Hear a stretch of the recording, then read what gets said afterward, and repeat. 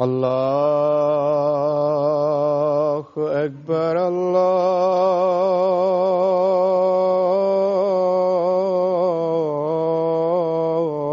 الله أكبر الله أكبر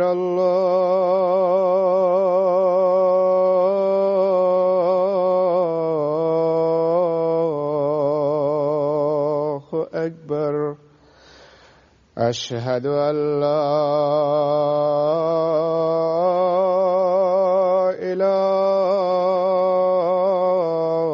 إله إلا الله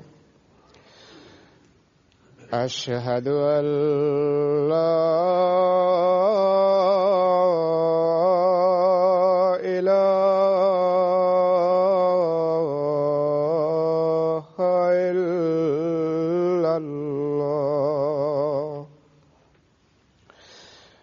أشهد أن محمدًا رسول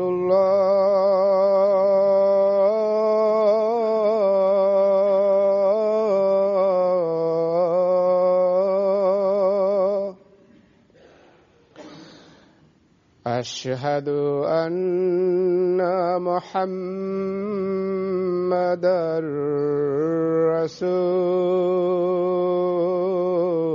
رسول الله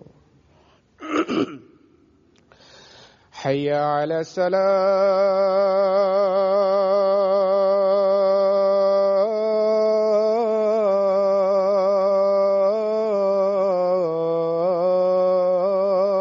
الصلاة حي على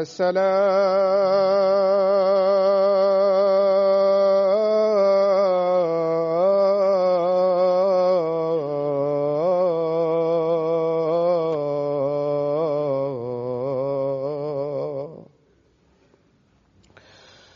حي على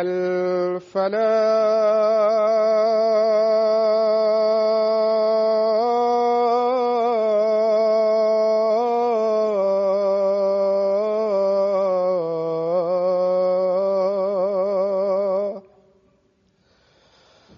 حي على الفلاح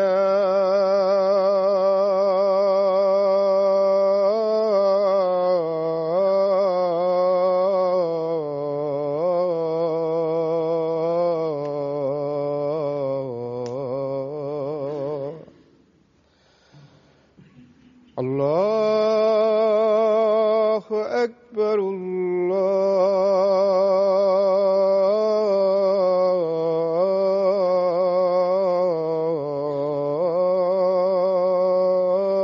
الله أكبر لا إله إلا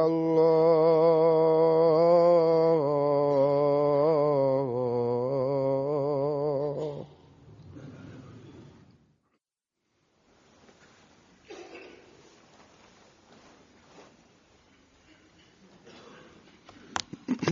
السلام عليكم ورحمة الله.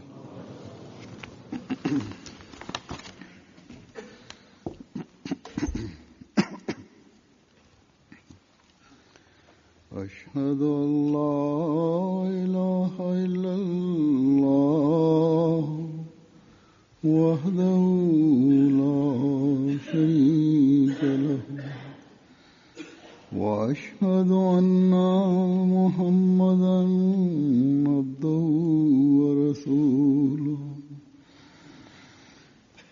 أما بعد فأعوذ بالله من الشيطان الرجيم بسم الله الرحمن الرحيم الحمد لله رب العالمين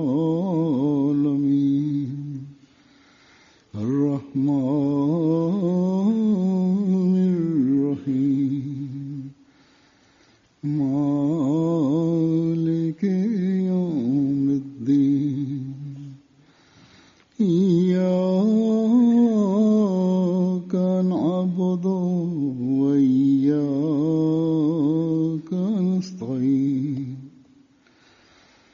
اهدنا الصراط المستقيم صراط الذين أنعمت عليهم غير المغضوب عليهم ولا الضالين.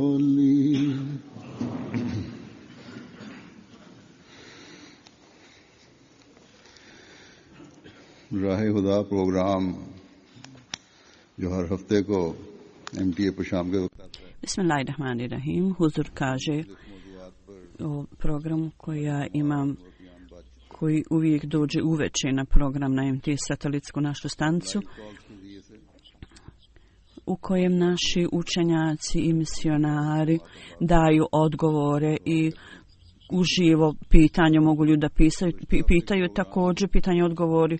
Program je u toku, tako da i Ahmedi i neahmedi razni ljudi mogu da postoji pitanja. U programu prošle sedmice ja sam imao priliku da gledam dio tog programa. U to vrijeme jedan neahmedi je pitao neko pitanje, diskutovao na to pitanje, taj koji je nazvao i postavio pitanje. Pitao je u vezi jedne objave obećanog Mesija alejhi selama i on je pitao zapao na jedan način, to je bio kritika i on je započeo tako što je rekao da je časni Kuran Božja riječ i imaju određeni hadisi i također izreke pobožnih ljudi u evlija i tako da. I kad pogledamo na sve to, uvijek postoji veza između svega toga i postoji predstavljanje određenih objava. On je rekao da nema tu nema veze, nismo bili na to razumiju. U svakom slučaju je bila kritika i čak i ako nije imao namjeru da kritikuje, međutim ton je njegov bio takav.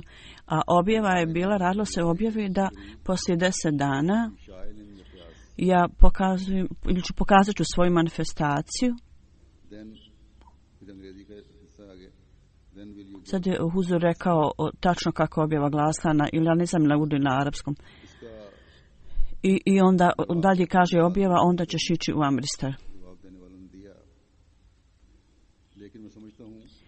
Odgovor na ovo pitanje je onaj koji je odgovorio, ukratko je dao odgovor, međutim ja mislim da treba predstaviti detalju u riječima obećanog Mesija alejhi selama, da je neophodno da kažemo te riječi obećanog Mesija u detalju. Jer možda neki drugi kritičari, drugi ljudi koji ne znaju mnogo, ili omladina, iz stila, iz načina pitanja, oni možda budu impresionirani od tim načinom pitanja i treba da im bude rečen pravi odgovor u detaljima. I ovakva vrsta pitanja, neahmedi predstavljaju ovakvu vrstu pitanja vrlo često u programima i ponekad im se odmah dadne odgovor, a ponekad ako odgovor treba više detalja za odgovor, onda se odgovor dadne u narednom programu. Zbog toga ja ne trebam da ova pitanja i odgovori koji su dati, ja treba sve to da spomenem i treba da počnem odgovarati na ova pitanja u svojim hudbama. Međutim, ja ću vam sada deći detalje ovog odgovora na upitanje, jer u prošlim hudbama petkom bila je serija hudbi petkom u kojima sam spomenuo da je Hazreti Mesih Maud alejhi selam znakovi njegovi i pomoć Allaha dželle šanuhu, da je to izvor uvećanja naše vjere i isto tako da ušutkamo kritičare, kritiku. Da je to dovoljno i da drugi ljudi nemaju čak ni 100 od takvih dokaza, argumenta kakve mi imamo. Dakle, ovdje se radi o objavi i ovaj koji pita, on nastoji da se ruga tome i da se ismijava. Ovu stvar Hazreti Mesih Maud alejhi selam je spomenuo Brahim Ahmedija u svojoj knjizi to I to je bilo predstavljeno kao znak. I također je spomenuto u Taskira u knjizi gdje je obično se napisao svoje snove. I to je tamo je u detalju to objašnjeno. U svakom slučaju, iz pitanja ovo koje je postavao i proizilazi da je on uzeo ovu kritiku nakon čitanja ove knjige o snovima Taskira. Međutim, sadržaj on je pročitao ili je namjerno nije spomenuo o tome, tako da ljude stavi u zabunu. U Brahini Ahmedija knjizi običan veseli selam spomenut je isti ovaj predmet i prirodno on to nije čitao jer to je takva knjiga koja treba da se proučava sa velikom koncentracijom. Ja ne vjerujem da on ima toliko sposobnosti. Međutim, u svakom slučaju, stvarni navodi su ovdje. Ovo je objava obećanog Mesija alejhi selama i kaže da prije nekog vremena, neko vrijeme je potrošeno da jedan put ja sam bio, jako trebao nešto para i u toj potrebi Ari iz sekte Arija su to vrlo dobro znali, tako da instinktivno, nenamjerno palo mi je na pamet da bi ostvario ovu potrebu, treba da molim Adžel Šanhu i da mi ovaj problem bude riješen i isto tako da to za protivnike postane znak Allahove pomoći i da to bude takav znak da ovi ljudi budu svjedoci toga. I ja sam molio Allah Adžel Šanhu istog dana i tražio sam od Allah Adžel Šanhu da moj Allahu učinim da znamo da tvoja konačna pobjeda dolazi. I poslije 10 dana ja sam vidio Allahu manifestaciju Allahove pomoći. I Allah je tako rekao, poslije 10 dana vidjet ćeš moju manifestaciju i onda ćeš biti u Amritsar. Tako da poslije 10 dana jednostavno su bile mare omogućene i Allahova pomoć je blizu. I za izbavljenje djeteta detalji su, izvinjavam se, nisam ovo razumjela, i kaže novac će doći poslije 10 dana i ti ćeš također u Amritsar. Tako je Allah Žešan to spomenuo u snu kao predskazanje, ovo je bilo za predskazanje i upravo isto te ovo dogodilo baš pred Hindu i Ari sektom. Jer u skladu sa duhom objave ove u roku 10 dana nijedan peni nije opće se primao u toku 10 dana, međutim poslije 10 dana, 11. dana, Muhammed Hasan Saib iz Rawalpindija poslao je 110 rupija i 20 rupija je došlo od nekle drugo. I onda počela je serija tako iz nekih suma koja su meni dolazila, što je potpuno bilo neočekivano. Iz tog dana kad je prošlo 10 dana, kad su pare od ovog prvog čovjeka došle, ja sam trebao ići u Amritsar. Obično se ja kaže zato što na sudski proces bio u toku s ciljem da dam svjedočenje. Obično se ja kaže i ja sam dobio poziv da idem na sud i da danem dokaz svjedočenja. Tako da je ovo bilo potpuna pozadina ove objave podloga. I ja sam još više vidio objašnjenje o čemu se jel sam koji je rekao prije nekog vremena jedna osoba. I još jedan znak je ovdje spomenuti. Kaže jer prije nekog vremena Nuru Ahmed po imenu osoba koji je bio hafiz i hadžija. Možda je znao nešto arapskog. I kaže on poučava častom Kur'anu i živi u Amritsru i slučajno u njegovom vrlo skromnom boravištu on je došao ovdje i boravio je s nama i ja sam ga obećan Mesija kaže ja sam mu rekao o ovoj objavi koja je spomenuta Oleham. I ja sam, on je spomenuo drugim ljudima, ja sam osjećao se žalostan zbog ovog čovjeka koji još je bio molvi učitelj, on je spomenut u Brahini Ahmedija, obično se ja ga je tamo spomenuo, da je on govorio da je on u pogledu objava ovih vrlo pobožnih ljudi evlija, da on zna i da je vrlo impresioniran time. Kaže da je imao neke sumnje o objavi i rekao, iako je dato objašnjenje, no međutim on nije bio impresioniran. I poslije toga obično se kaže, ja sam morao posvetiti posebnu pažnju Allahu i okrenuti se Allahu i činiti dobar ibadet. Prije objave njemu je bilo rečeno, ja idem moliti Allaha Đelešanu, ću moliti Allaha Đelešanu i možda će Allaha Đelešanu primiti ovu dovu, ove dove, i onda takvo predskazanje dolazi od Allaha Đelešanu koju ćete sami vi, on je rekao drugima, vi ćete biti svjedoci tome, ispunjenju tome. Tu noć ja sam molio Allaha Đelešanu, obično mi se kaže o Allaha koji ima svu moć, i kasnije mi je bilo pokazano pismo u viziji koje je neko poslao poštom. U ovom pismu na engleskom je bilo napisano, ja sam onaj ko učestvuje u prepirci ili nešto. Na arapskom je bilo, to znači, ili bilo napisano i na arapskom, sad je prošlo na arapskom izraz. I upravo ova objava mi je također bila prenesena i situacija se promijenila. Pošto ja ne znam, nisam znao englesko, obično se je kaže, i zbog toga rano ujutro ja sam rekao Mija Nur Sahibu u pogledu ove objave, ovoj osobi koja je imala određene sumnje da ove objave nisu stvarne, tako da sam ga ja obavijestio o ovom snu i ovoj objavi ilhamu, i onda smo tražili značenje od nekoga ko zna engleski, tako da smo saznali da je značenje toga bilo, ja sam onaj koji se prepire ili tako.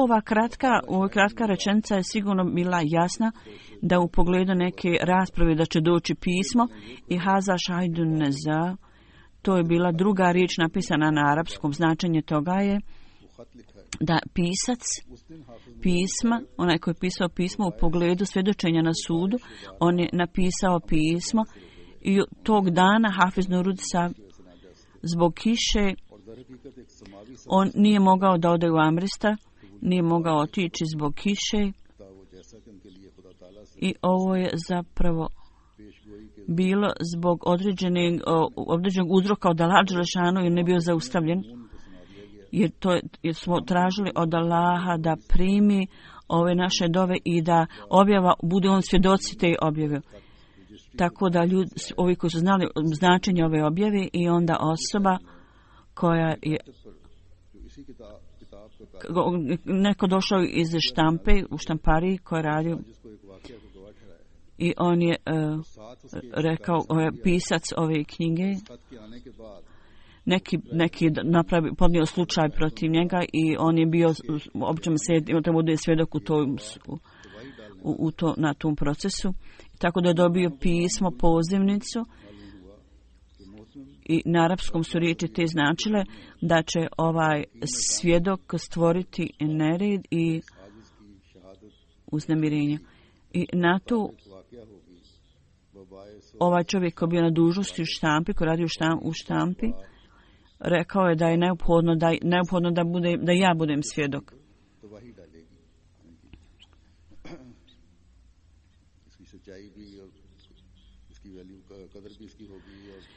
I ovaj svjedok će biti vrlo opasan i za drugu stranu, a međutim da će mu vrijednost, bit će vrednovan, i kao takav izjava običnog Mesija alejhi salama će biti vrlo važna, i zbog toga on je mislio da će ovo uništiti stranu protivničku stranu. I zbog toga ovaj čovjek koji je bio na dužnosti u štampi, on je zato rekao, ja trebam mi također dati svjedočenje. Dogodilo se tako da je dan kad je ovo objava bila ispunjena, ja sam morao ići u Amrista. To je bio dan kad je prvi dio objave bio ispunjen, I tu je bilo ispunjeno predamnom i Nurusa i pred Nurusajbe da istog dana, poslije 10 dana, da je novac stigao i ja sam morajući u Amristar. Alhamdulillah, sva hvala pripada Allahu. Danas, pozivajući se na ovo, ja želim da spomenem, kao što sam rekao ranije, da u programu Rahe Huda, zato zbog jednog pitanja ja sam ovo spomenuo, što je tamo bilo postavljeno ovo pitanje, i ako Bog da, inšallah, ako Bog da, mi ćemo u buduće spomenuti znak običnog Mesija alejhi selama i poslije toga u pogledu praktičnog stanja članova džemata. Hazreti Mesih Maud alejhi selam je pisao, ja ću predstaviti njegova pisanja u vezi toga, ja ću vam to predstaviti. Prije toga ja ću predstaviti svoje riječi savjeta, dati svoje riječi savjeta i kao što sam spomenuo, i Mirza Bešir sahib, on je spomenuo jedan događaj u svojoj knjizi, ja ću njega navesti. Ovo je Allahovo blagoslov u džematu Ahmedija da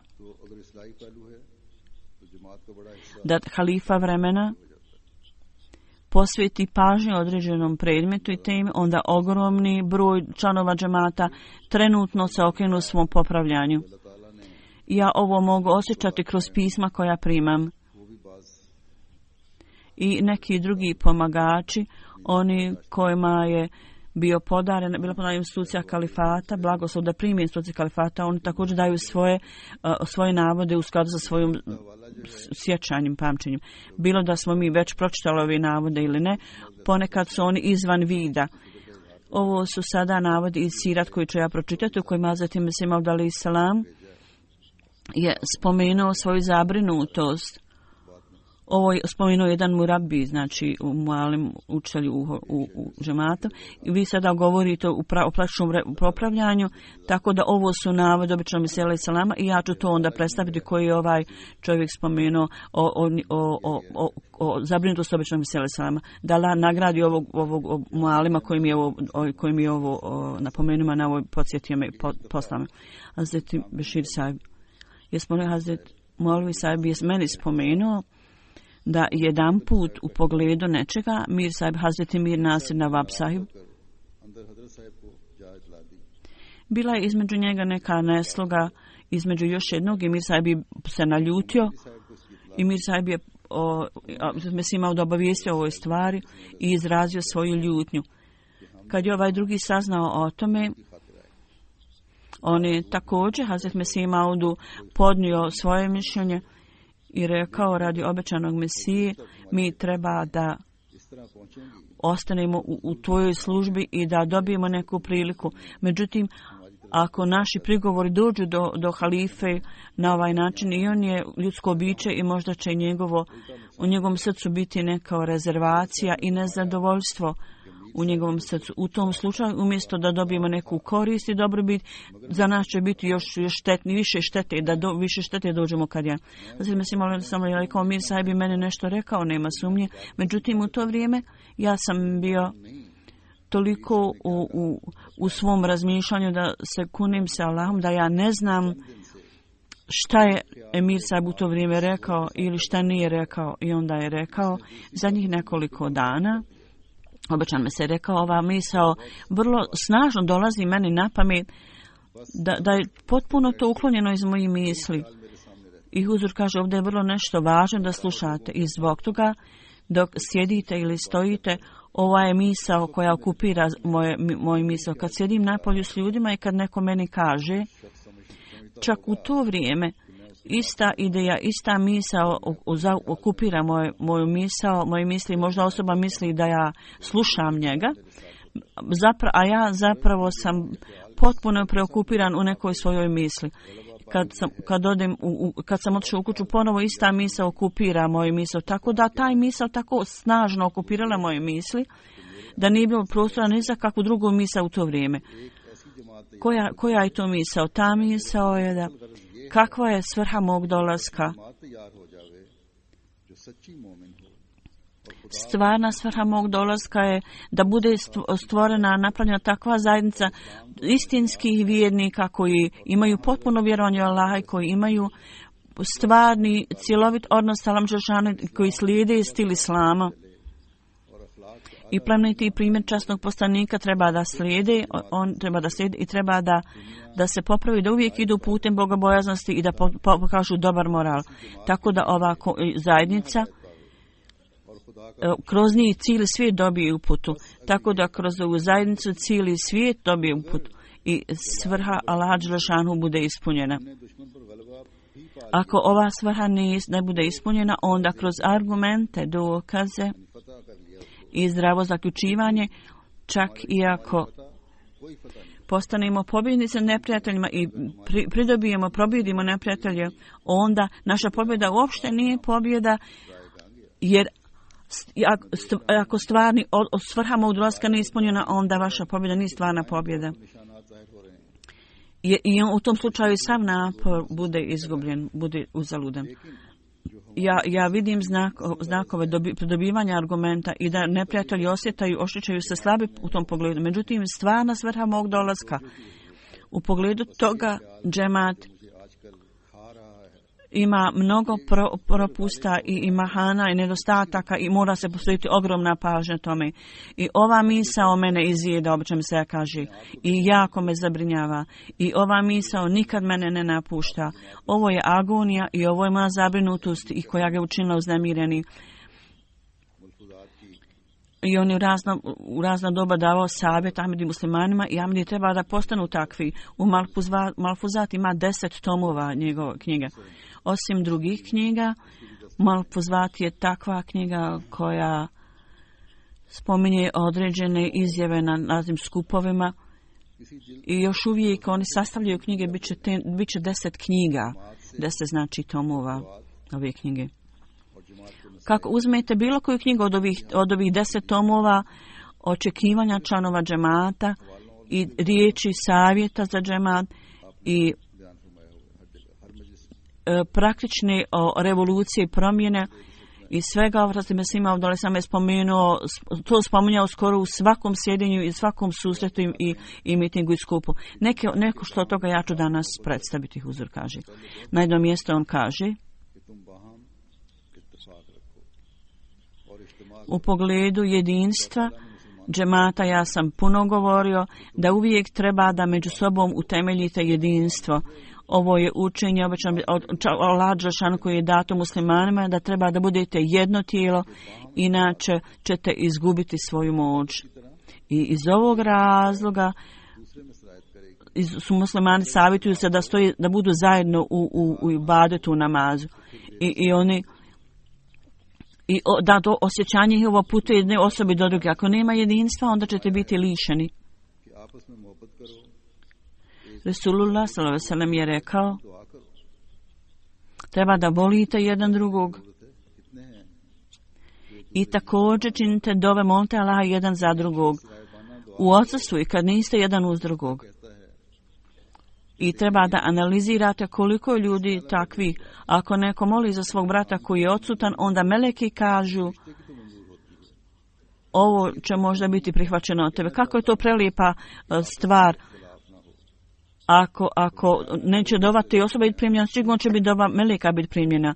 I snažno je naređeno da ne smije nikakve biti razlike među članovima. Ja imam samo dvije stvari. Prvi je da prihvatite Božje jedinstvenost i drugo da pokažete svoju sažaljenje i ljubaznost jedan prema drugome. Da takav primjer da budemo pouka za druge. Ovo je bio argument koji je bio među njegovim ashabima i sedbenicima. Kaže, vi ste bili, i ajet kaže, vi ste bili neprijatelji, Allah je vaša srca ujedinio. I ovo sažaljenje je Allahovo čudo u srcima ljudi koje Allah stvorio. U svakom slučaju, među muslimanima. Treba da želite za svog brata isto što želite za sebe. Svako ko nije takav, onda njegov kraj neće biti dobar. Dalje on kaže, obećani Mesija, zapamtite da zlobu morate odbaciti iz svog srca. I ovo ukazivanje je ukaz na Mehdija i to će se sigurno dogoditi, ispuniti. I zašto ne pokažete malo strpljenja? Ovo je stvar medicinske nauke, da ako simptomi ne budu uklonjeni, onda ne može se ni ukloniti bolest. po meni će biti stvorena zajednica bogobojaznih i ispravnih ljudi i ova oholost i ego, lični ego i sebičnost. Svi ljudi koji ne mogu da odbace ove stvari bit će izbačeni iz zajednice, koji ne mogu živjeti skupa u skladu. Treba ovi ljudi da zapamti da ste vi samo gosti ovdje nekoliko dana na ovom svijetu. Koliko ne pokažete dobar primjer zbog nekoga drugog, ja ne želim da postanem primjer kritikovanja drugog. Ako je osoba u džematu, ali ne radi u skladu sa onim što treba da radi, on je kao suha grana drveta koja će sigurno biti odsječena.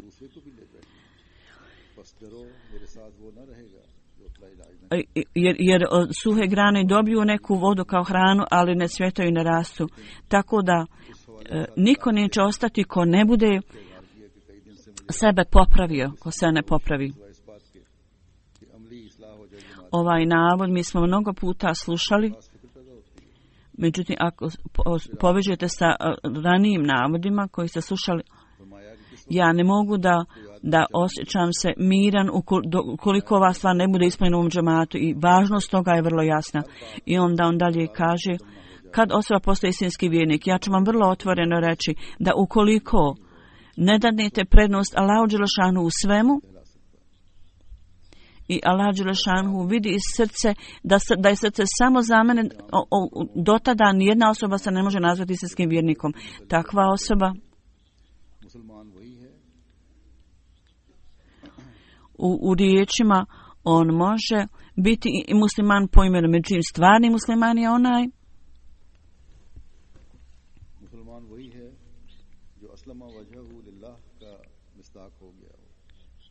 stvarni musliman je onaj koji postaje primjer toga.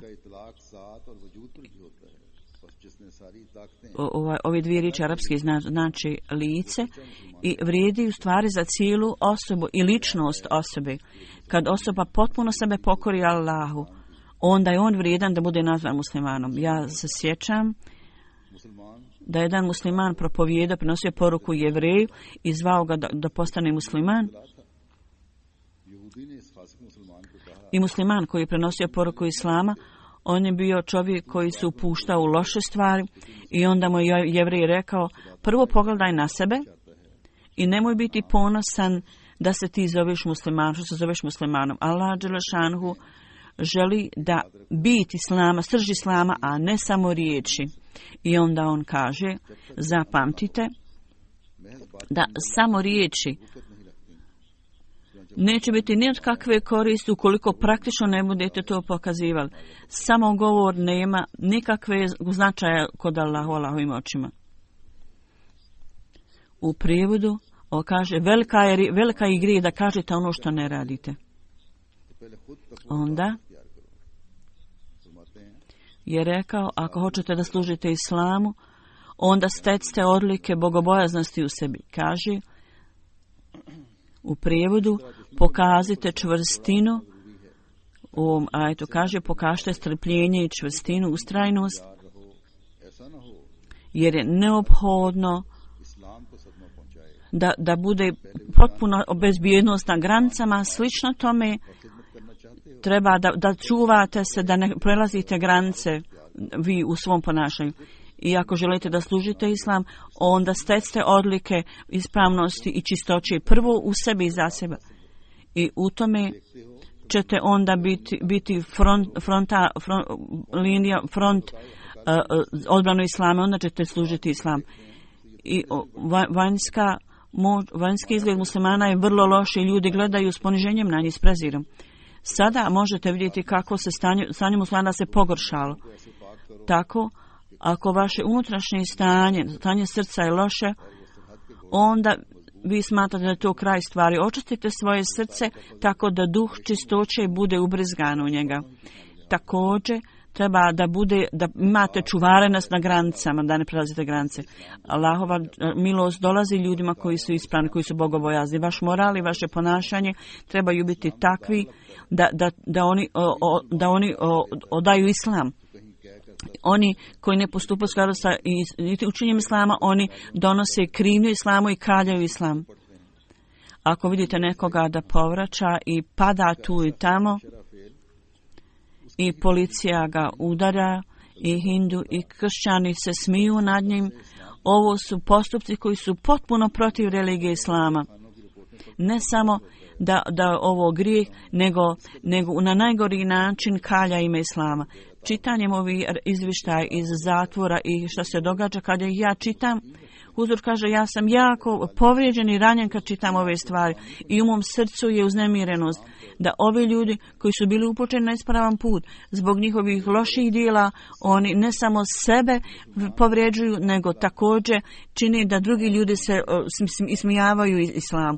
Moja namjera je da muslimani, nakon što sebe nazivaju muslimanima, kad se upuštaju ove zabranjene stvari koje ne samo kaljaju njih, nego čine islam sumnjivim, zbog toga vaše ponašanje mora biti takvo da nevjernici ne smijete im dati priliku da vas kritikuju i zapravo kritikuju islam zbog vas. I ova kriticizam koji se sada iznosi, samo zbog toga oni kažu zašto se muslimani postupaju u skladu sa islamom i gdje god ja idem ova vrsta pritužbi je predstavljena. Džemat Ahmedija je jedini danas koji mora promijeniti njihovo stanje i moramo biti spremni da dademo odgovor na ove optužbe. I onda on kaže u pogledu zahvalnosti, izražavanja hvale, odlika bogobojaznosti. Ispravnosti kaže, stvarna zahvalnost je da steknete odliku bogobojaznosti. Kad muslimana se pita, kaže alhamdulillah, to nije, ako to nije stvarna zahvalnost iz srca, on kaže alhamdulillah. Međutim, ako vi nemate stvarnu odliku bogobojaznosti, onda vam ako imate, čuvate svoje granice, imate Bog vas, onda vam niko ne može ništa. Ja ću vam reći o jednom službeniku koji je bio hindu i rekao u Amristu i u drugom mjestu ima još jedan službenik i hindu radnik i on je obavljao molitve svoje skriveno. Ovaj hindu je postao musliman, međutim nije htio da drugima kaže, međutim redovno je obavljao namaz zapravo skriveno. On je prividno bio hindu. I on je rekao, ja i drugi hindu u Džananat, taj službenik kaže, ja i drugi hindu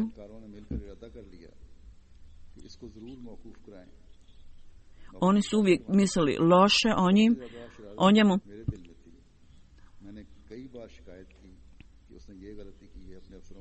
I mislili su da ga odstrane iz posla. I kaže, ja sam uložio prigovor o njemu i spomenuo sam službeniku više da je on ovo greško napravio, međutim on nikakva postupak nije poduzet. I ovi službenici nikada su sve nekako pažnju tome. Međutim, mi smo nastojali da ga u svakom slučaju uklonimo i da ćemo biti uspješni u ovoj namjeri. Iskupili smo puno optužbi protiv njega iz vremena na vrijeme. Ja sam ovo predstavio višem službeniku ponovo, stalno. Ja sam govorio o tim njegovim pritužbama na ovog čovjeka. I mislim, ako ga službenik pozove, onog minuta kad on dođe pred njega, kao da voda bude bačena na vatru, on potpuno bude zadovoljan i oslabodika. Kao da ništa nije pogrešno ni počinio.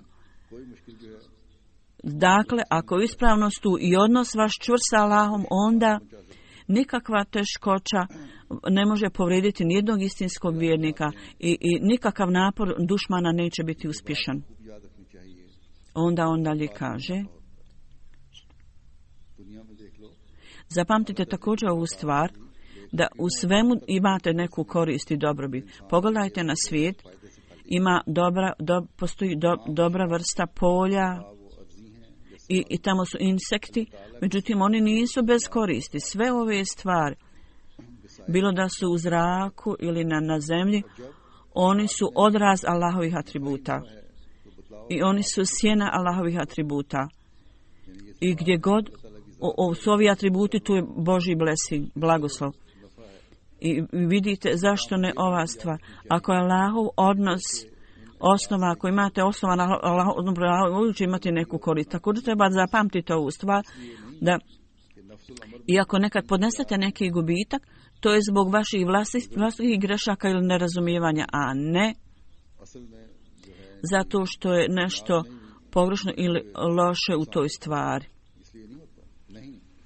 Međutim, zapravo je tu nešto bilo loše što je stavljeno u temelji ili osnove i zbog svojih vlastitih grešaka ste podnijeli gubitak. Slično tome ima razni o kojima ne znamo značenja atributa i ljudi, Božji atributa, ljudi zato budu u problemu. Allah je milostiv i samilostan. On ne želi da ljudi pate. Međutim, mi podnosimo od svojih vlastitih ruku zbog nedostatka znanja, mi sebe stavimo u gubitak. I za sebi izazovemo gubitak. Ovo pitanje mnogo puta ljudi pitaju. Zašto ove teškoće dolaze? Ove teškoće dolaze zbog naših vlastitih grešaka. Zbog toga, sa ovakvim razumijevanjem, mi vjerujemo da je Allah dželešanhu, Rahim, Kerim, najuzvišeniji, najplemenitiji, najmilostiviji. Allah je najljepši i najplemenitiji, najrahim, najuzvišeniji. I svaka dobrota i korist dolaze od njega. I mi vidimo to biće koje daje korist, dobrobit. I on kaže, više nego od ove koristi, ovi ljudi imaju koristi više koji se približe Allah, koji steknu blizinu Allahu. Allah to poklanja ljudima koji su bogobojazni. I oni imaju mjesto u Allahovoj blizini. I što više osoba bude bogoboznija, bude bliže Allahu dželešanuhu. I to daje posebno svjetlo u njegovom razumijevanju. I što on više ide u tom putu, što se više udaljava, više mrak zauzima prostor u njegovom srcu. Kao slijepi ljudi. I onda on postaje žrtva uništenja. Nasuprot onome koji dobija znanje i uputu, on dobija sve blagoslov od Allah dželešanuhu. Allah dželešanuhu kaže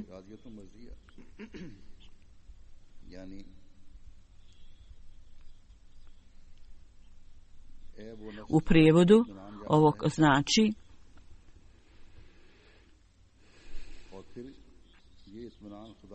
ova duša koja ima zadovoljnu dušu,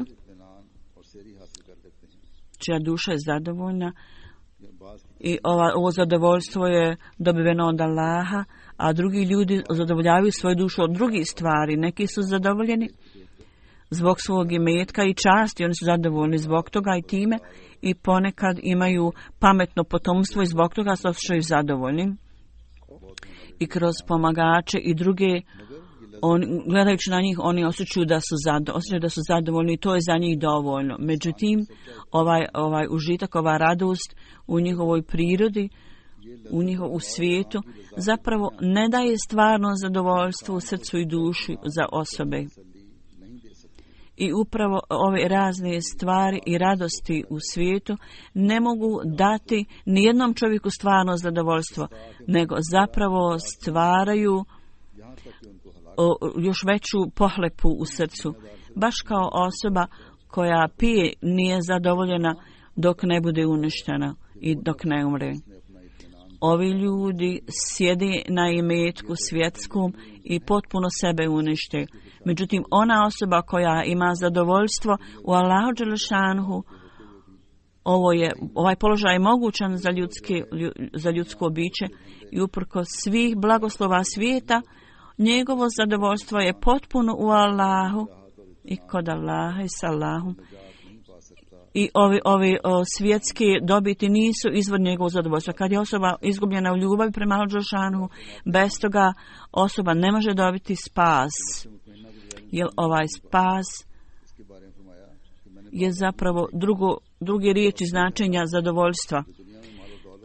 Bez zadovoljne duše nijedna osoba ne može dobiti spas. Obično se kaže, ja sam vidio mnogo ljudi i čitao sam o tim ljudima da ovo svjetska slava i čast, nekad ovi ljudi imaju djecu i jako mnogo drugih stvari i pomagača i kad budu pred smrt, onda shvate da će sada napustiti ovaj svijet i ostaviti sve ove stvari za sebe, onda imaju uznemirenost u svom srcu. Ovo je također jedna vrsta džehennema koju osoba sa stvarnim zadovoljstvom nema. A ove druge osobe nasuprot njima uvijek bude im u srcu uznemirenost. Treba da zato ispravni ljudi imaju uvijek ovo na umu, jer ima mnogi članova čiji žene i djece imaju ljubav prema svojoj familiji, ali prelaze granice. Ne smijete biti izgubljeni ovim svjetskim stvarima. I ponekad pod utjecajem ove izuzetne ljubavi ova djeca ili članovi učine nešto što stvara prokletstvo i stvori razdaljinu između njega i Allaha i bude stvoren džehennem za ove ljude. On ne shvata ove stvari do ovog momenta kad bude odvojen od svega toga. Treba da budete računa o ovome. Inače ćete podnijeti ovu uznemirenost i ovu stvar morate brzo shvatiti. Kad nekoga volite, onda odvajanje od vašeg dragog uvijek će stvoriti u vašim srcima veliku agoniju zbog tog rastavljanja. Ovo je vrlo stvarna stvar. Kao što Allah Šanhu kaže,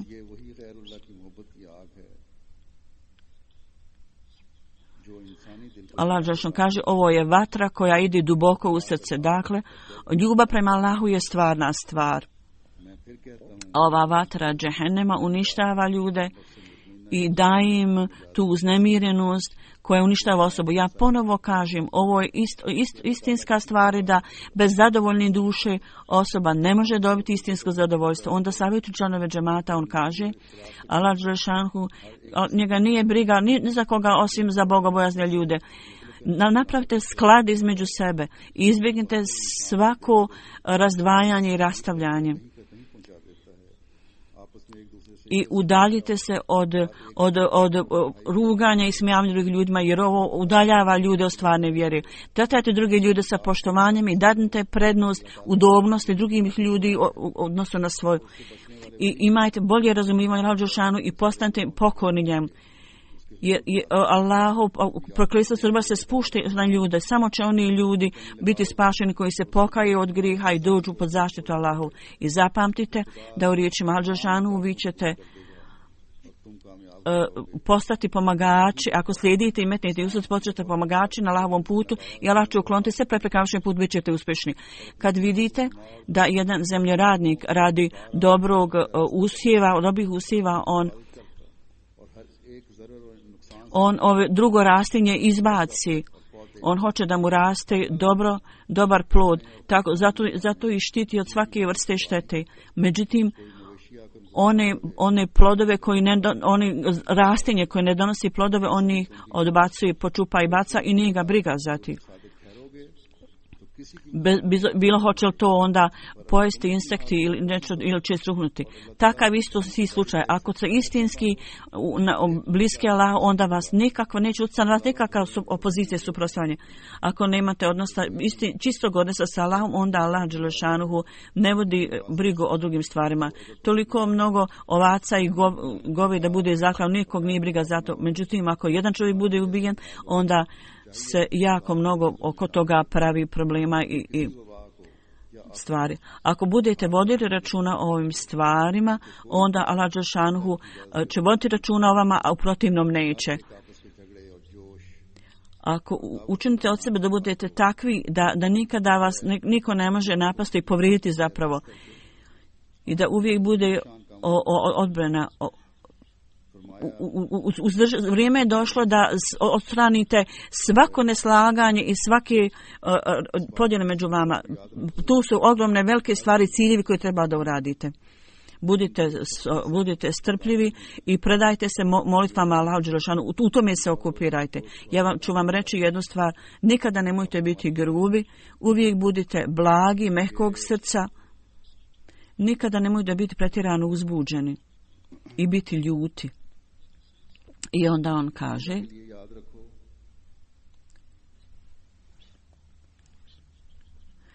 zapamtite u budućnosti zapamtite ovu stvar, da pravo bratstva nikada ne smije biti napušteno. Inače, Allahov blagoslov i pomoć neće biti tu, biti s vama. U prijevodu ovo kaže: Allah ne mijenja stanje jednog naroda dok taj narod ne promijeni ono što je u njihovim srcima, stanje svog srca. Dakle, poslije slušanja ovoga, svako će reći: mi smo spremni da obavljamo namaz, činimo istikvar. Zašto onda na naš put dolaze ove probleme i teškoće? Stvarna stvar je da osoba koja razumije Allahovu poruku, on je istinit. I najmjer Al-Đelšanu je drugačija, onda po mjerilu intelekta i mudrosti on to sude. Treba da znate da bilo kakve vaše neslaganje ne donese koristi, trebate to napustiti. Kao što kad uzimate lijek ne koristi vam, onda kakva je korist da to uzimate? Kao što zasadite pa imate samo jedno zrno, nećete biti zadovoljni. Ako isto popijete samo jedan gutlaj kad ste žedni, neće biti ugašena vaša žid. Dakle, sve što nije učinjeno kako treba, neće biti dovoljno i dobro. I ako se ne urade stvari kako treba i prikladno, neće biti rezultata dobrog. Ovo je Allahova odredba. Pokažite simpatiju prema svom bratu, to je kao davanje u dobrotvorne svrhe. Ovo je uputa za sve ljude, kao što je Allah Đelšanhu naredio da klanjate i da postite, tako isto je učinio obaveznim da prava i dužnosti prema ljudima morate ispuniti i dati im njihova prava što im pripada. Zato i pokažite ljubaznost prema drugima. Allah Đelšanhu kaže: onaj ko ubije neku osobu bez razloga, kao da ubije cijelo čovječanstvo. Slučajno ja kažem, ako neko ne pokaže suosjećanje prema svom bratu, kao da nije pokazao suosjećanje prema cijelom svijetu. Nemojte voljeti svoj život toliko da izgubite vjeru. I ova prava prema bratstvu uvijek morate imati na umu i voditi računa o tome. Ako razumijete sve ove stvari, onda će većina naših optužbi, nezadovoljstva i neslaganja biti prevaziđeno. Zapamtite da su sva blagoslovi u vjeri, ojačajte svoju vjeru i ne prekidajte svoje odnose sa pravima ljudi, ovo je grijeh. Ne prekidajte, ispunite prava drugih ljudi. Džemat treba da napravi primjer. Ako bude pokazivao džemat ovakav primjer, ako i džemat ne bude pokazivao te primjere bratstva i ljubavi, onda će to biti nešto vrlo loše. Ono o čem se ja kaže, naš džemat, neprijatelji imaju zlobu prema džematu, žele da bude uništen džemat. Zato zapamtite, ja se slažem na jednoj tački s neprijateljima i uprkos njihove zlobe, da ovaj džemat treba da bude očišćen od loših stvari i oni treba da slijede istinsko učenje časnog Kur'ana. I treba da budu potpuno izgubljeno slijedom časnog poslanika sallallahu alejhi ve sellem. Ne smije biti nikakvog u njihovom srca zlobe i mržnje. On treba da voli Allah na takav način, u takvom smislu da svako poslije džemata, ako neko poslije ulazom džemat ne ispuni ove svrhe i u njemu ne bude pokazane praktične promjene, treba da zapamte da će ta osoba neće ispuniti uvjete Allahove, on će biti presječen. Allah nije briga za takve osobe i bit će prekinut odnos sa takvim ljudima. I oni, djeca Izraela, puno je poslanika među njima uzdignuto, Allah je uzdao mnoge poslanike i oni su primili jako puno Allahovi blagoslova. Međutim, kad je ovo njihovo duhovno stanje iskvareno i oni su napustili ispravan put i posvojili put poroka, i onda su ove stvari vrede za njih, da su bili poniženi i osramoćeni. Kako je ovo velika pouka i trebaju ljudi da nauče pouku iz ovoga. Ova zajednica je naša zajednica da je Allah dželešanu napravio svojom rukom. Ako neko ulazi u ovu zajednicu i nema stvarno ljubav prema Allah dželešanu i ako ne slijedi plemenit primjer časnog poslanika sallallahu alejhi ve sellem, bilo da je veliki ili mal, on će biti znak pouke za drugim ljudima.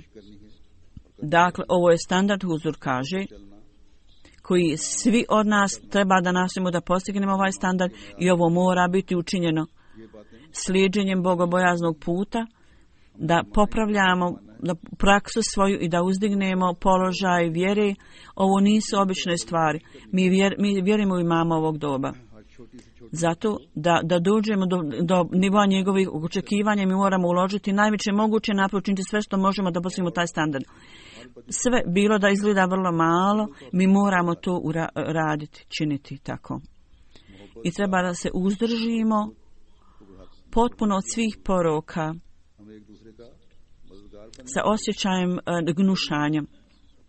I treba da uvećamo uzajamnu ljubav i naklonost i da budemo potpuno povezani i da volimo jedno drugo. I samo ćemo onda kako treba ispuniti zavjet svog pristupanja Ahmedija Ahmadija učini da tako bude. Danas kao podsjećanje ja želim da kažem da u Siriji, Egiptu postoji razni neredi, pogotovo u Siriji gdje je jako mnogo nepravde počinjeno. Ja želim da tražim od vas da činite dove. Također u Pakistanu protiv Ahmedi muslimana jako mnogo nepravde i nasilja počinjeno. I u mnogim drugim mjestima također stavljeni su nesiguran položaj da ih Allah zaštiti.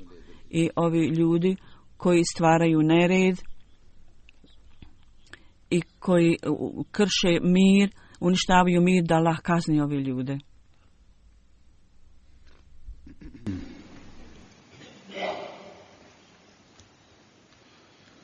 Alhamdulillah, nahmaduhu wa nasta'inuhu wa nastaghfiruhu. ونؤمن به ونتوكل عليه ونعوذ بالله من شرور أنفسنا ومن سيئات أعمالنا من يهده الله فلا مضل له ومن يضلل فلا هادي له ونشهد أن لا إله إلا الله ونشهد أن محمدا عبده ورسوله عباد الله رحمكم الله إن الله يأمر بالعدل والإحسان وإيتاء ذي القربى وينهى عن الفحشاء والمنكر والبغي يعظكم لعلكم تذكرون اذكروا الله يذكركم وادعوه يستجب لكم ولذكر الله أكبر